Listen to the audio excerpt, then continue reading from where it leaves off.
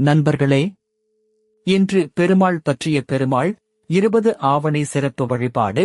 இந்த வீடியோ உங்கள் வாழ்க்கையில் நிஜமான மாற்றத்தை கொண்டு வரும். பலர் பெருமாள் அருளை பெற விரும்புகிறார்கள், ஆனால் சரியான வழிபாட்டு முறை தெரியாமல் கவலைப்படுகிறார்கள்.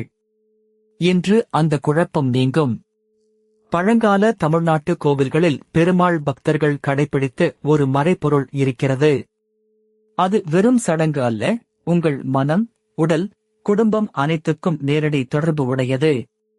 மதுரை மீனாட்சி அம்மன், பழனி, திருச்செந்தூர், சிதம்பரம் போன்ற புனித திருத்தலங்களில் இன்றும் அதே முறை பின்பற்றப்படுகிறது.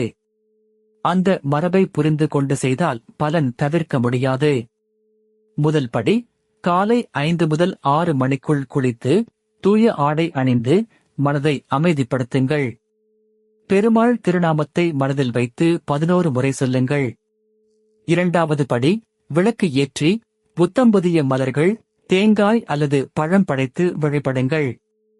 பக்தியும் நேர்மையும் தான் முக்கியம், விலையுயர்ந்த பொருட்கள் அல்ல. மூன்றாவது படி, பெருமாள் 20 ஆவணி சிறப்பு வழிபாடு தொடர்பான குறிப்பிட்ட மந்திரத்தை தினமும் 27, 54 அல்லது 108 முறை சொல்லுங்கள்.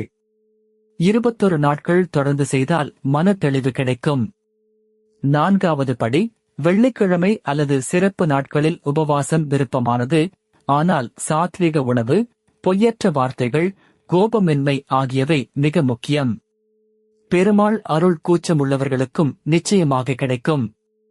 ஐந்தாவது படி, ஏழைகளுக்கு அன்னதானம், முதியோருக்கு உதவி, கோவிலுக்கு தன்னார்வ சேவை. இது பரிகாரத்தை பல மடங்கு அதிகரிக்கும். எதிர்பார்ப்பின்றி கொடுங்கள். ஆராய்ச்சியாளர்கள் சொல்வது, தினமும் 5 நிமிட பக்தி ஒலி கேட்பது மூளையை அமைதிப்படுத்துகிறது. மன அழுத்தம், தூக்கமின்மை, குடும்ப பிரச்சனைகள் படிப்படியாக குறையும். உண்மை கதை: சேலத்தில் ஒரு குடும்பம் பல ஆண்டுகள்